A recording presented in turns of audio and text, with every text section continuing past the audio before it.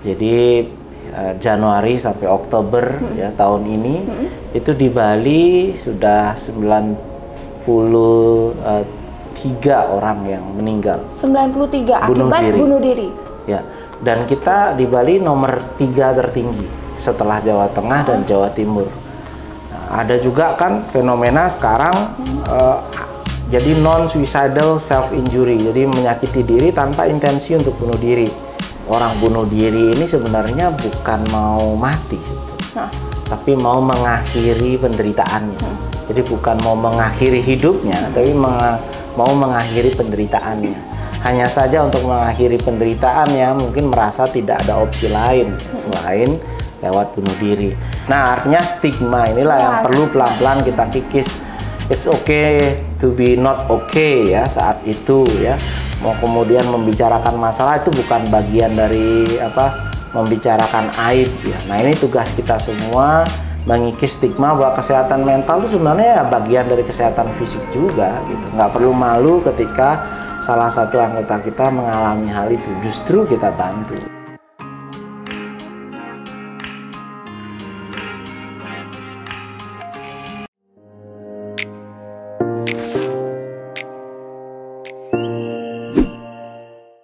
Halo Sobat Cerdas, kembali lagi bersama saya Putri Iswari dalam acara Portal Time yang selalu memberikan informasi terkini dan terupdate yang hanya bisa kalian saksikan di YouTube channelnya Bali Portal News TV. Jangan lupa komen, subscribe, dan like sebanyak-banyaknya dan share sebanyak-banyaknya ke teman kalian supaya informasi ini tersebar kemana-mana.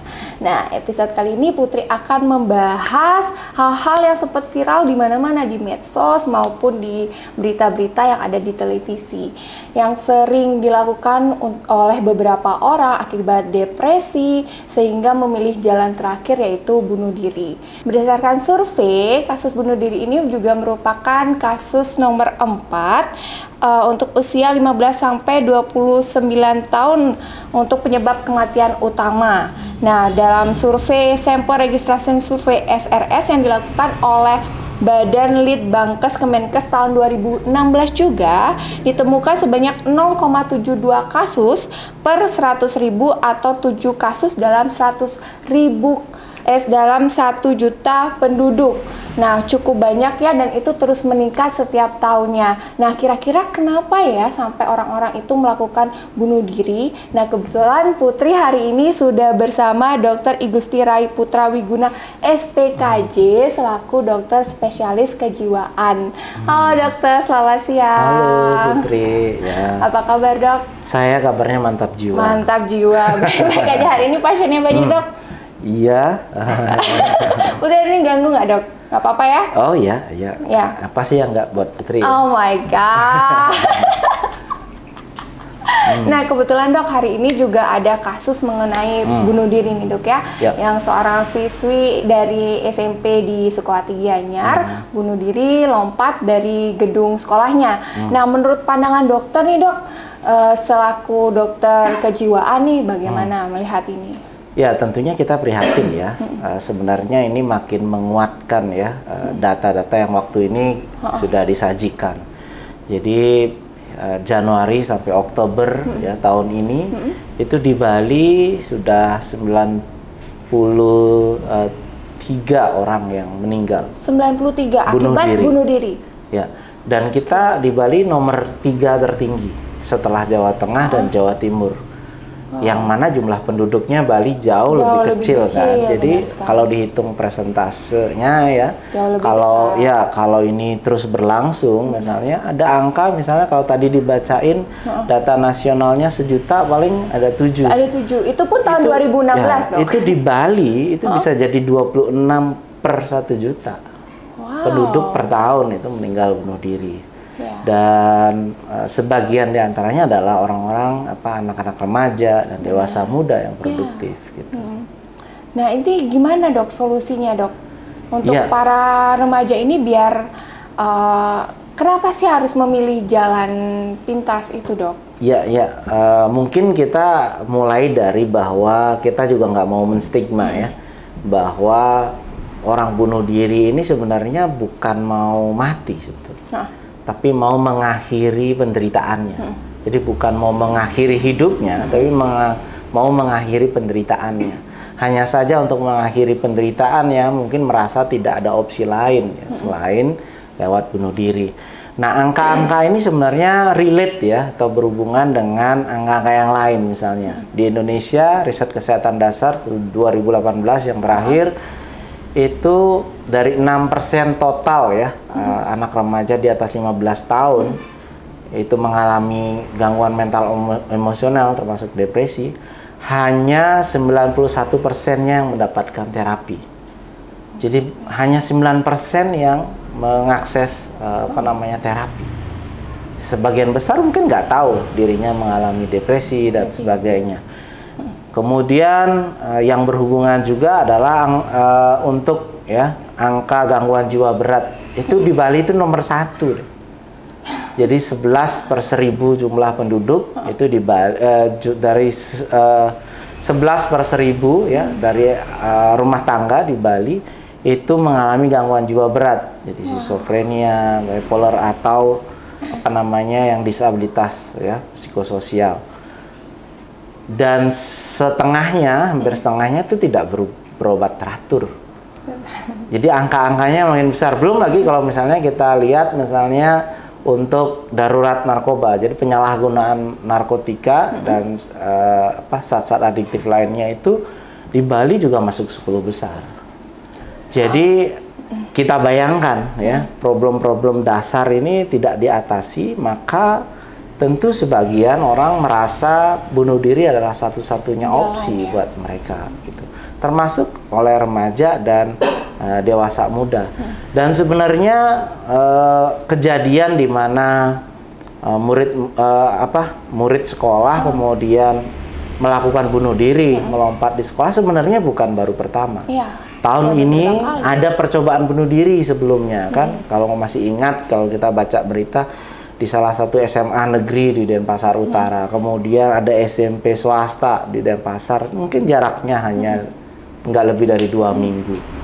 Nah, rupanya kita perlu menanyakan ke diri kita, pada kondisi seperti apa kita kemudian merasa perlu ada sesuatu yang urgent nih, ya kita perbaiki di dalam masyarakat kita, sehingga kejadian bunuh diri ini tidak terus meningkat.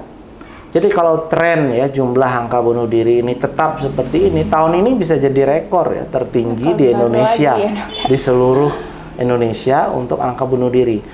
Per bulan kemarin Oktober itu hampir 1000 deh sudah meninggal dari bunuh diri. Kalau kita itu yang meninggal loh, kayak belum yang percobaan bunuh ya. Diri, belum yang percobaan. Dan ada juga ya data ya secara keilmuan bahwa sebagian ya kematian yang tidak dilaporkan itu adalah bunuh diri. Gitu. Kalau kita mau iseng-isengan nih membandingkan, lebih banyak orang membunuh atau bunuh diri sih, lebih banyak orang mau bunuh diri. Hampir 2 kali lipatnya. Ya, Dok, ya? Di Indonesia data 4 tahun terakhir itu ada 3.000 dari 4 tahun. Jadi jauh lebih besar sebenarnya bunuh diri. Dan impact-nya kalau kita kira-kira ya, yang ditinggalkan kan juga trauma. Ada keluarga yang ditinggalkan ya. Kalau satu keluarga ada satu yang bunuh diri, dia sudah melahirkan 5 orang lain misalnya di keluarga itu yang trauma dan sebagainya. Dan memang data-data kita menunjukkan bahwa ketika kita mempunyai salah satu anggota keluarga yang kemudian meninggal bunuh diri, resiko kita untuk kemudian ya ketika ada masalah jadi melakukan percobaan bunuh diri itu meningkat bahkan 3 kali lipat daripada keluarga yang tidak memiliki anggota keluarga bunuh diri. Nah, sebelum keluarga lain ikut bunuh diri, Dok, kira-kira kita bisa membedakan nggak sih, Dok, antara orang yang sangat-sangat depresi hingga ingin bunuh diri sama orang-orang yang masih bisa kita selamatkan? Gitu. Ya, nah ini penting ya untuk kemudian teman-teman kita tahu ya bahwa tanda-tanda bunuh diri itu ada ya, dan bisa kita pelajari. Jadi bunuh diri bisa dicegah. Mitos di masyarakat kan kalau orang mau bunuh diri beneran dia nggak akan menunjukkan tanda apapun. Iya. Enggak. Jadi sebagian besar sebenarnya sudah menunjukkan tanda-tanda itu. Misalkan dari hal yang paling mudah, ketika seseorang sering membicarakan tentang kematian, atau dari yang ringan-ringan, bunuh diri yang aman, yang nggak sakit apa ya? Oh, itu tuh. Coba diskusi dulu. Ya, atau kemudian misalnya kira-kira keluarga saya kapok nggak ya kalau saya mati aja? Nyariin saya nggak ya? Sedih nggak ya? Seperti itu, Dok ya. Itu. Nah, tanda-tanda yang lain selain membicarakan kematian, misalnya ada perubahan dalam perilaku yang tadinya misalnya rame, jadi kemudian pendiam, atau kebalik yang tadinya pendiam tiba-tiba jadi ramah, ya. Kemudian yang tadinya rasanya stres, ya, ragu-ragu dalam membuat keputusan dalam hidup tiba-tiba ngerasa plong. Nah, hati-hati juga. Jangan-jangan itu dia sudah memutuskan untuk bunuh diri. Kemudian ada perubahan pola tidur. Orang yang sulit ya, tidur atau mempertahankan tidur itu juga cenderung ya mempunyai resiko bunuh diri yang meningkat. Maka setengah lebih dari kejadian bunuh diri yang ada di Indonesia itu terjadi justru dini hari. Jadi dari jam 2 sampai jam 8. Memang itu jam rawan sebetulnya. Contohnya kayak yang tadi pagi itu ya, Dok ya. Pagi-pagi banget ya sudah loncat dari gedung. Ya, itu tanda yang mesti kita waspadai ya sebagai keluarga dan teman. Jadi kita harus menganggap semua ya gejala tadi adalah hal yang serius. Ada mitos yang salah kan di masyarakat. Jadi kalau orang serius mau bunuh diri, dia nggak akan bilang dirinya mau bunuh diri. Itu hanya cari perhatian dan sebagainya. Nah, ada juga kan fenomena sekarang jadi non-suicidal self-injury. Jadi menyakiti diri tanpa intensi untuk bunuh diri. Banyak kan sekarang anak remaja yang live gitu di media sosialnya lagi iris-iris dan sebagainya. Itu juga masalah mental yang perlu ditangani, karena kalau tidak mendapatkan ya treatment yang serius, pada akhirnya akan mati bunuh diri juga. Gitu. Oke, nah gini ya, Dok. Mungkin sahabat cerdas di rumah juga nggak tahu nih harus kemana. Kalau saya depresi, saya butuh bantuan, kira-kira ada nggak sih wadah untuk konseling lah seperti itu untuk teman-teman sahabat cerdas di rumah yang memiliki masalah di hidupnya? Ya, nah. Jadi sebelum kita meloncat nih ya, langsung ke profesional kesehatan jiwa, sebenarnya pencegahan bunuh diri itu tugas seluruh masyarakat. Jadi yang perlu dilakukan adalah 3L ya. Tadi adalah look ya, melihat tanda-tanda ya, gejala resiko bunuh diri yang ada di sekitar kita. Kemudian yang kedua adalah listen. Kita belajar mendengarkan tanpa penghakiman itu ya sudah membantu. Ya. Nah, kita mestinya berbangga ya di Bali ini dibuat namanya Bisa Helpline. Dulu namanya Lisa Helpline. Jadi itu adalah saluran cegah bunuh diri 24 jam ya. Oh, itu sudah ada. Itu melayani di Indonesia. Nah, ini berita yang menarik ya. Karena 2 tahun yang lalu, hampir 2 tahun yang lalu, saluran ini shutdown karena terlalu banyak yang mengakses. Pernah dalam satu kali diakses lebih daripada 5.000 orang mencari bantuan. Nah, yang melayani relawannya hanya belasan, ya kita nggak bisa menjawab semuanya. Jadi menarik ya, ada saluran cegah bunuh diri, akhirnya shutdown karena terlalu banyak yang mengakses. Jadi tugas teman-teman semua sebenarnya belajar untuk mendengarkan tanpa judgement. Seringkali kalau orang curhat sama kita gatel untuk selalu nyari nasihat, memberikan nasihat, ya kan, harusnya kamu begini dan sebagainya, atau nggak memvalidasi perasaannya, atau yang golongan-golongan farah ya. Farahan gue ya kan. Akhirnya dibandingkan ya. Permasalahan hidupnya dengan dirinya perasaan sendiri. Orang kan bisa beda-beda. Ya. Jadi listen ya. Dan yang terakhir adalah link, menghubungkan dia dengan profesional kesehatan jiwa. Bisa kok sekarang layanan-layanan psikiatri, psikologi itu di cover oleh BPJS misalnya. Ya. Jadi nanti dilingkan ya. Nah, itu tadi saluran cegah bunuh diri Bisa Helpline ini juga bisa salah satu alternatif, bisa masuk ke websitenya bisahelpline.org. Di sana sekarang berbasis website, kalau dulu berbasis nomor. Karena nomor shutdown ya, sekarang pakai link website. Lebih banyak yang bisa dijangkau. Itu nanti teman-teman juga bukan hanya mencari bantuan. Nah, itu dilayani dari masyarakat yang dilatih oleh kami profesional kesehatan mental. Jadi teman-teman yang berminat, sebenarnya bisa daftar di situ untuk pelatihan online gratis kapan saja, mengikuti kurikulumnya. Nanti kalau udah selesai dapat sertifikatnya dan bisa bergabung jadi volunteernya, jadi operatornya misalnya ya, yang menerima keluhan dan sebagainya. Jadi dari masyarakat untuk masyarakat gitu. Nah, kalau hal ini mungkin rasanya masih asing, padahal iya, kalau di luar negeri, di luar negeri sebenarnya ada hal yang biasa. Malah Denpasar sebenarnya bisa menjadi percontohan karena Bisa Helpline ini sudah punya MOU dengan BPBD Kota Denpasar. Jadi kalau ada di Denpasar yang menunjukkan tanda bunuh diri, call Bisa Helpline. Nah, kalau itu situasinya krisis, itu BPBD bisa langsung datang ke rumahnya, ajak gitu, ke rumah sakit dan sebagainya. Biasanya pasien yang seperti itu mau dok diajak konsultasi? Apa dia malah menghindar, nanti saya takut dihakimi gitu? Sebagian besar sebenarnya mereka kan mencari pertolongan. Itu yang banyak orang tidak tahu ya. Jadi fase-fase orang bunuh diri itu juga ada. Dari fase ada masalah, ada fase ambivalen namanya, jadi penuh keraguan, mau mati tapi kok nggak mau sakit dan sebagainya, sampai relief ketika dia lega dan sudah memutuskan mau bunuh diri. Nah, itu bahaya ya. Di fase ambivalen ini kalau mencari pertolongan, dia tentu akan mau kalau ada solusi, ya kan, di antara kita. Jadi tugas pencegahan bunuh diri itu perlu dilakukan semua orang dengan melakukan 3L ini gitu.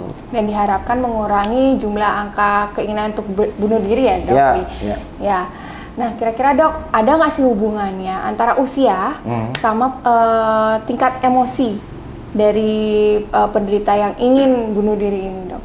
Ya, tipikal bunuh dirinya biasanya berbeda ya. Jadi uniknya adalah bunuh diri ini dialami oleh hampir semua usia. Yang terendah kalau di Bali 10 tahun kan kemarin yang di Bangli. Ada yang remaja, ada yang dewasa muda, dewasa lanjut, bahkan lansia. Kadang bingung kan, kenapa lansia gitu? Ya kan, yang justru mungkin nggak akan lama lagi gitu meninggal, justru bunuh diri gitu. Karena sebenarnya bunuh diri itu bukan soal matinya, tapi punya kendali rasanya dengan kematian gitu. Jadi tipikalnya kalau lansia misalnya adalah orang-orang lansia yang punya penyakit kronis biasanya, ya kan? Atau tidak dapat support keluarga yang cukup gitu, merasa memberatkan keluarga dan sebagainya. Nah, kalau di remaja biasanya problem sosial ya, apakah dalam pertemanan, ada juga hubungannya dengan riwayat dibully misalnya ketika masa sekolah ya. Kemudian tidak mendapatkan akses ya pengobatan. Jadi banyak remaja sebenarnya sudah paham soal kesehatan mental, tapi seringkali orang tuanya yang melarang gitu. Keluarganya yang melarang untuk konsultasi gitu. Ini menarik ya.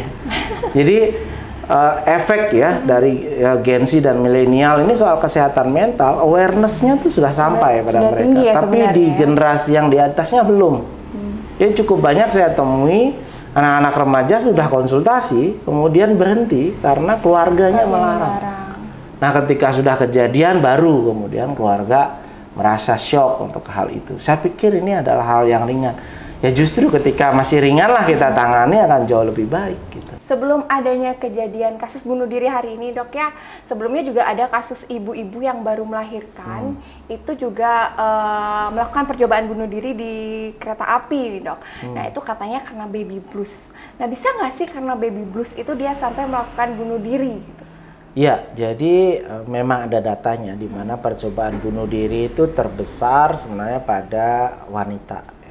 Angka depresi juga lebih besar pada wanita, tapi angka fatalitas untuk bunuh dirinya itu lebih tinggi pada laki-laki. Gitu. Dan kenapa ya wanita kok jadi lebih banyak depresi, lebih banyak percobaan bunuh diri? Ya karena memang ada perubahan ya hormonal yang cukup sering dalam siklus ya kehidupan wanita, dari yang menars ya kan, kemudian hamil, melahirkan itu lain lagi kan. Nanti juga menopause juga beda lagi. Kalau laki-laki kelihatannya nggak banyak perubahan ya dalam hormonal.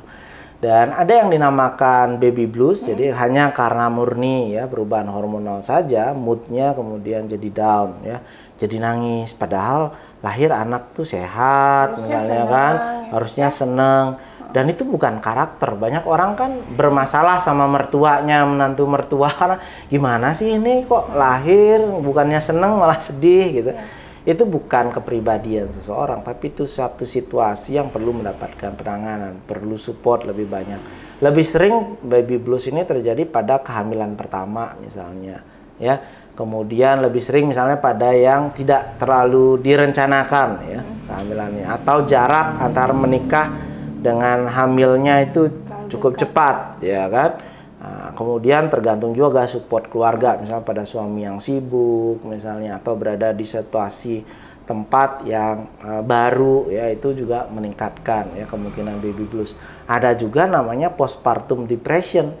Jadi bukan hanya blues saja, blues itu perubahan mood hanya paling 2 minggu. Tapi kalau menetap setelah itu namanya postpartum depression. Jadi depresi pada pasca persalinan. Itu bisa terjadi dan perlu penanganan. Banyak wanita di luar sana begitu juga. Jadi mengalami postpartum depression kemudian mencoba bunuh diri. Yang lebih menyeramkan adalah bisa para suicide. Mungkin kalau pernah baca berita ada juga ibu yang bunuh diri sekalian bersama anak-anaknya. Oh iya. Diajak bunuh diri. Bareng-bareng Ya kan? Nah, kalau ada berita itu saya suka tuh lihat komentarnya di media sosial. Ini saya bingung nih, yang sakit ibunya atau apa masyarakatnya gitu kan. Membunuh sadis-sadis ini dan sebagainya. Iya, menyalahkan, Iya. stigma dan sebagainya. Coba bayangkan ibu itu ya. Ada kan kejadian yang ibunya selamat, anak-anaknya tidak. Iya. Kemudian ditangani sejawat kami, psikiater. Ternyata sudah baik, kembali baik. Dan menyadari bahwa anaknya meninggal oleh karena dirinya. Itu kan penderitaan seumur hidup. Ya. Ini juga penting kita kaji. Bagaimana fokus selalu pada pencegahannya, bukan kita berkomentar setelah ada kejadian-kejadian itu gitu. Ya itu pencegahan itu bisa jadi ya, makanya ibu-ibu bidan gitu sekarang dilatih untuk mengenali postpartum blues, postpartum depression. Jadi kalau dulu orang ANC konsul hanya bagaimana perkembangan hamil, bagaimana merawat bayi, tapi juga mengenali ya, men-screening keadaan mentalnya gitu. Jadi harus tetap didukung sama orang-orang sekitar ya dok ya. Ya. Dan baby blues ini ternyata bisa menetap juga seperti yang dokter katakan Ya, tadi. postpartum depression bahkan bisa postpartum psikotik. Jadi udah nggak bisa menilai ya realitasnya, bisa sampai halusinasi dan sebagainya gitu. Jadi tetap harus ada dukungan dari orang sekitar. Nah, terus ada lagi nih dok kasus yang kenapa orang yang perekonomiannya baik, yang seharusnya tidak ada masalah, dia kok malah punya masalah, akhirnya juga sampai bunuh diri. Nah, ini kesalahannya di mana sih, dok? Ya. Jadi sebenarnya ini menunjukkan bahwa bunuh diri itu tidak ada faktor tunggal, tidak ada faktor risiko tunggal. Seringkali kita menyederhanakan masalah. Setiap ada kejadian bunuh diri, dia masalahnya apa? Masalah ekonomi, masalah habis bercerai, masalah putus pacar dan sebagainya. Tidak semua orang putus pacar mau bunuh diri. Tidak semua juga orang kesulitan ekonomi mau bunuh diri. Tadi, orang yang mapan gimana? Di Jepang angka bunuh diri juga meningkat. Padahal tingkat ekonominya baik. Ya kan? Jadi ada survei-survei. Ada yang memang tingkat ekonominya buruk, angka bunuh diri meningkat. Ada yang tingkat ekonominya tinggi, juga tinggi angka bunuh dirinya. Nah, karena ternyata setelah punya kemapanan, konektivitas dengan orang lain jadi menurun misalnya. Orang pada individual, tinggal di apartemen sendiri, tidak bersama keluarga dan sebagainya. Ya kan? Mungkin karena itu ya dok, merasa kesepian. Ya. Ada lagi misalnya, kalau perang orang angka bunuh diri meningkat. Orang sipil ya, itu memang meningkat angka bunuh diri saat perang. Tapi kalau tentara itu angka bunuh diri meningkat saat damai, saat tidak ada perang. Nah ini kan artinya ada cukup banyak faktor sebenarnya yang perlu kita lihat ya dalam mencegah bunuh diri ini tadi. Kenapa juga nih dok? Apa ada kayak semacam bunuh diri ini menular dok? Setiap ada pemberitaan bunuh diri, kok keesokannya ada lagi pemberitaan bunuh diri gitu dok? Ya sama seperti kasus yang anak sekolah loncat dari di sekolah itu ya. Sebelumnya sudah ada percobaan bunuh diri sebelumnya. Ya itu yang kita namakan copycat suicide. Nah di sini pentingnya peran apa namanya pemberitaan. Jadi kalau di luar sudah ada itu khusus ya. Dan saya pikir di Indonesia juga ada kode etiknya. Misalnya orang bunuh diri nggak boleh nama jelasnya ada, alamatnya. Itu menimbulkan trauma tersendiri bagi keluarga. Kemudian tidak boleh menampilkan ya posisi jenazahnya saat bunuh diri. Tidak boleh menampilkan sesuatu yang berhubungan dengan bunuh diri, tali simpulnya difoto, atau kemudian catatan pesan terakhir bunuh dirinya itu juga tidak boleh dimuat sebetulnya. Apalagi videonya gitu, video orang mau bunuh diri dan sebagainya. Itu tersebar loh dok. Ya, nah pemberitaan-pemberitaan itu sebenarnya membahayakan mental kita. Bahkan ketika kita tidak punya masalah untuk hal itu kita simpan di dalam memori kita. Suatu saat kita punya masalah, itulah yang kita lakukan. Jadi penting sekali ya pemberitaan yang sehat. Lebih banyak misalnya, oh ada kejadian diduga bunuh diri, inisialnya umur sekian, nggak usah juga latar belakangnya. Misalnya dia itu terjadi dini hari misalnya karena suaminya berselingkuh ya kan, dia sekian kali. Jadi bahayanya apa? Orang yang merasa punya background sama setelah diselingkuhi suaminya ya kan, oh itu kan kapok nih suaminya, maka akan ada. Pernah kan ada berita yang seorang dokter bunuh diri, diduga bunuh diri di sebuah hotel, diulas secara lengkap. Besoknya ada ibu-ibu meninggal juga bunuh diri dengan latar belakang yang sama. Gitu. Jadi kita perlu menyeimbangkan ya hak masyarakat untuk mengetahui kabar berita dengan pemberitaan yang sehat secara kejiwaan. Jangan sampai ketika kita memberitakan justru angka bunuh diri jadi meningkat setelah itu. Jadi perlu diimbangi misalnya tanda-tanda mengenali gejala bunuh diri di artikel itu. Kemudian suicide hotline-nya ya, dipadukan dan sebagainya. Bagaimana kita menunjukkan misalnya penderitaan dalam keluarga, dalam masyarakat akibat kejadian itu. Nah itulah yang akan bisa mencegah bunuh diri. Jadi jurnalis itu juga harus berperanan dalam pencegahan bunuh diri. Nah dari tadi kan kita selalu membahas pencegahan dari sudut pandang orang lain ya dok. Bagaimana dari dokter menyarankan untuk saya nih yang ingin bunuh diri gitu, biar tidak sampai bunuh diri? Ya, nah tadi lini pertamanya adalah melakukan upaya mandiri. Yang penting notice dulu tentang diri kita. Apakah aktivitas kita berjalan seperti biasa, apakah emosi kita berjalan seperti biasa, apakah pola tidur kita berjalan seperti biasa. Nah ketika sudah mulai ada gangguan itu, lakukan upaya mandiri. Misalnya hal yang paling mudah sharing ya ke teman baiknya, atau ke pasangan kita, atau ke keluarga kita. Bisa juga melakukan relaksasi ya, nafas misalnya yang sering ya, sudah ada edukasinya di media sosial. Kemudian ada distraksi, mengubah pola ya aktivitas kita dan sebagainya. Atau kemudian mencari pertolongan. Jadi apa sih yang dilakukan di psikiater? Banyak orang tuh nggak paham ya seperti itu.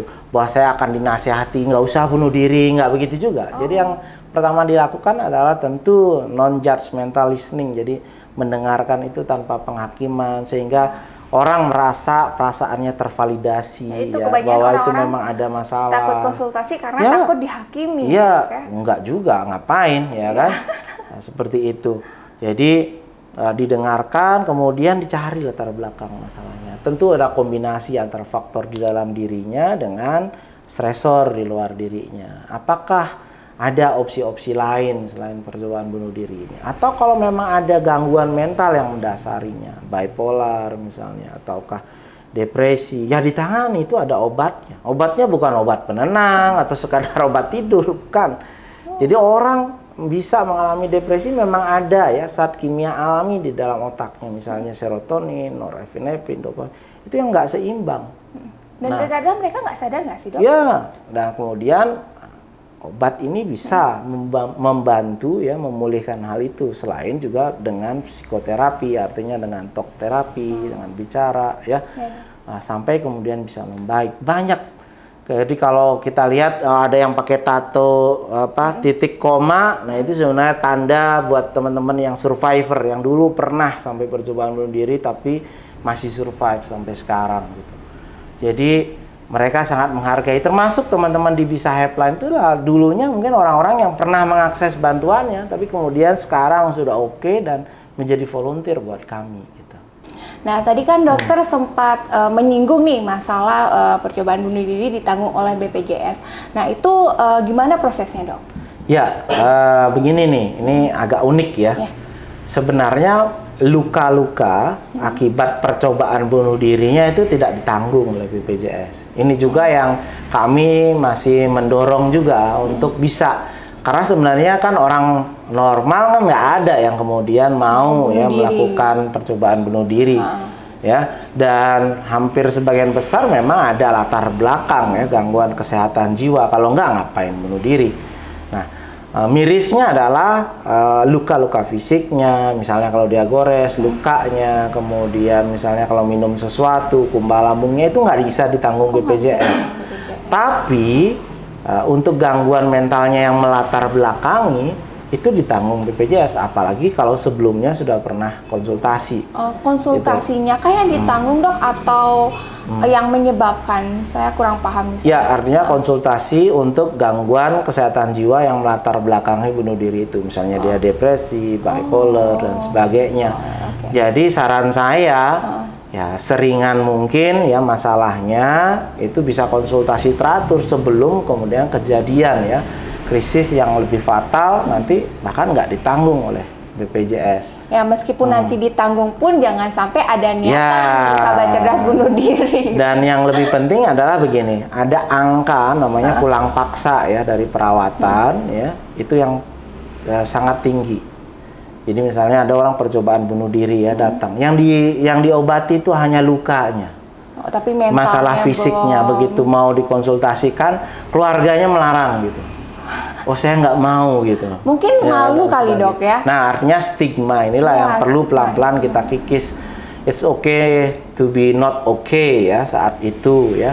Mau kemudian membicarakan masalah itu bukan bagian dari apa membicarakan aib ya. Nah ini tugas kita semua mengikis stigma bahwa kesehatan mental itu sebenarnya ya bagian dari kesehatan fisik juga gitu. Nggak perlu malu ketika salah satu anggota kita mengalami hal itu, justru kita bantu. Kita bantu ya, bantu cari jalan keluarnya biar sampai tidak ada pikiran-pikiran untuk percobaan bunuh diri. Nah terakhir nih dok, nah untuk sahabat cerdas di rumah, kira-kira apa pesan buat dokter biar mereka bisa mengelola emosi mereka biar tidak sampai depresi?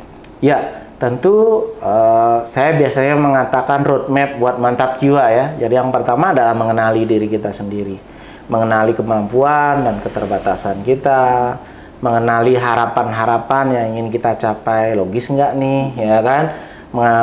Mengenali hambatan-hambatan yang bisa datang ya ketika kita ingin mencapai hal itu. Nah, syukur kalau ada masalah ya. Bisa teratasi. Tapi kalau nggak teratasi, lakukan upaya mandiri. Cerita ke teman baiknya, ya kan, melakukan distraksi, relaksasi, ubah ya distraksi, ubah aktivitas kita, jadi olahraga, yoga dan sebagainya.